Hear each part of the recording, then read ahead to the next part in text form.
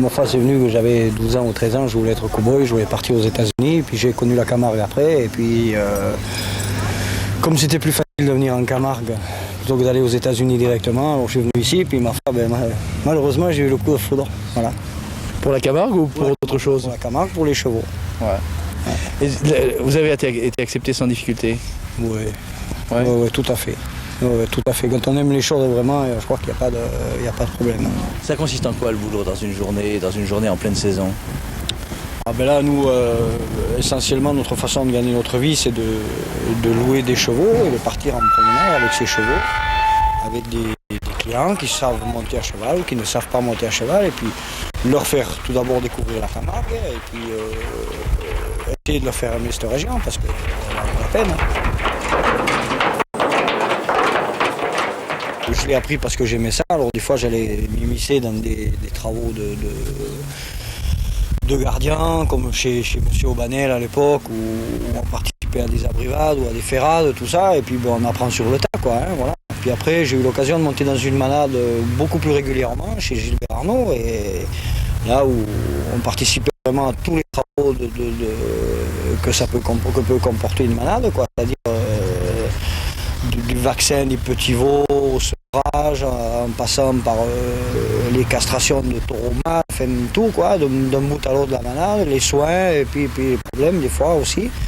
Puis en passant bien sûr par des moments plus agréables comme les ferrades ou les abrivades où on rencontre un petit peu de monde, où c'est un petit peu la fête, quoi, c'est un petit peu différent.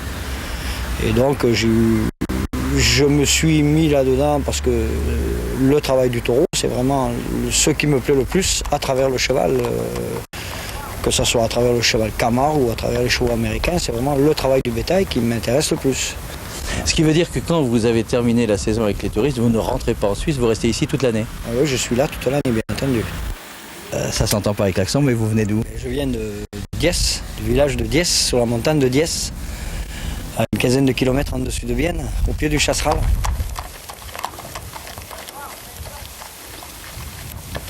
Je suis né provençal d'une grande famille des deux côtés, aussi bien du côté de ma mère que du côté de mon père. Et j'avais un grand-oncle qui était maître de massette, c'est-à-dire, on appelle la massette ceci, quoi. Et il était maître de danse également, c'est-à-dire qu'il apprenait aux jeunes de mon village, filles aussi bien que garçons, les filles en costume du pays, en costume de Mireille, et les arlésiennes, naturellement, en costume d'apparat, à danser les farandoles, les rigodons, même les garçons à danser toutes les danses de Provence qui proviennent des Grecs, c'est-à-dire c'était à la base des danses militaires. Voilà. Ces instruments, ce sont des flautés. On appelle ça en Provence le galoubet, en Pays d'Arles. Il n'y a que 3 trous. 2 trous dessus, 1 trou dessous. Alors, mon grand-oncle me disait, il y a 12 trous au soleil, 1 trou au calabrun. C'est-à-dire 2 trous au soleil et 1 trou au crépuscule, puisqu'il est dessous, il est dans l'ombre. Voilà, un do dièse.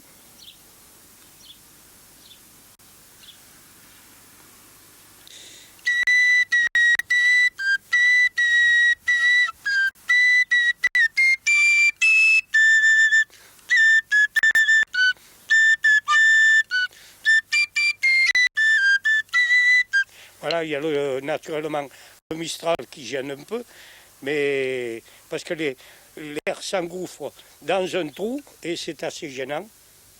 Vous voyez, ça ressort soit de là, soit d'ici, soit de là. Des musiques comme celle-là, est-ce qu'aujourd'hui les jeunes continuent à les apprendre? Oh, il y en a quelques-uns, mais naturellement les jeunes maintenant ont beaucoup trop de facilité pour s'amuser. Vespa, un tas de scooters, des mobylettes, et pensent plutôt aux gaudrioles à perpétuer naturellement nos traditions et notre musique, nos danses. Moi, je me suis évertué pendant plusieurs années. J'ai dirigé un groupe traditionnel, si vous voulez, on dit folklorique, mais pendant 20 ans. Mais ils ont plutôt, quand vous les avez bien appris, qu'ils savent bien danser, qu'ils ont acquis tout aussi bien pour les musiciens un certain degré, eh bien ils abandonnent pour aller faire les boîtes de nuit. Voilà.